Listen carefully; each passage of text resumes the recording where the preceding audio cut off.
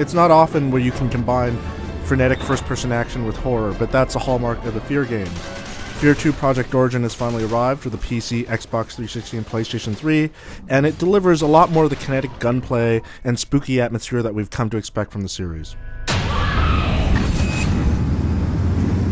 Nice of you to join us, sunshine. So F.E.A.R. 2 overlaps in the original game. You play a completely different character, but you see some of the same events of the first game. The good news is that some of the questions that were lingering from the first F.E.A.R. Have been answered here.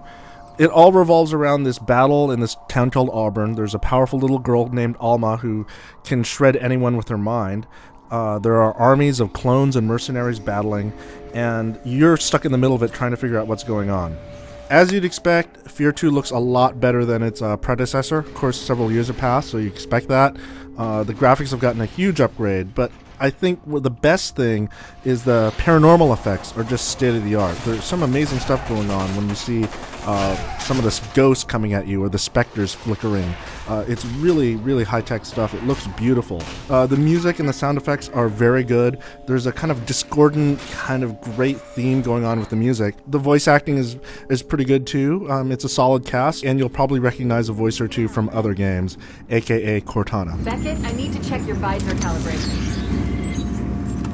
Good, you're set.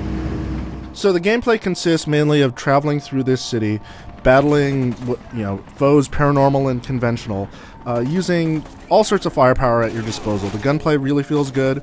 You have the classic melee attacks with the flying dropkick. You also have slow motion abilities like you had in F.E.A.R. So you can always kick in bullet time and everything slows down, the enemies become highlighted and you can just shoot the heck out of them. It makes the game a bit easy, but if you turn off bullet time or you don't use it, you'll really appreciate the speed of the battles here. I mean, it kind of really feels like a firefight in many ways. If the original F.E.A.R. had a problem, it was a very repetitive game. I mean, the enemies and the environments were always the same. F.E.A.R. 2, it's much different, although it does have a weaker first half than the second half. The first half kind of spends a little too much time in a hospital level, but once you get out of that, it really starts to change things up on you. There are urban levels, there's some really spectacular underground lab levels you'll see, and there's a really jaw-dropping outdoor level that I can't really spoil here, but when you see it, you're kind of amazed at the power of Alma. There's also kind of some vehicle sequences in the form of power armor. You can climb into these giant powered suits.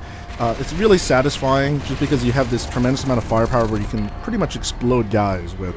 After you spend an hour or two kind of slugging it out with them, it's fun to climb into this power armor and just let loose like you're in a Japanese anime.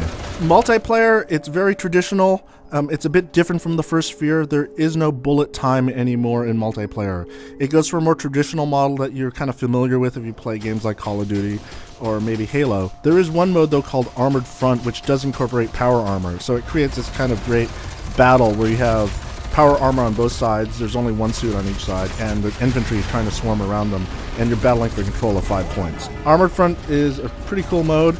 The rest of the multiplayer feels solid, but not really anything that we haven't seen before.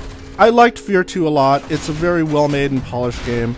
Almost a bit workmanlike at times, but it does convey story and atmosphere like few games can. With that said, this is a much stronger game on the PC than it is on the consoles. It's a solid shooter. If you've played F.E.A.R. before, you'll know exactly what to expect in F.E.A.R. 2 Project Origin.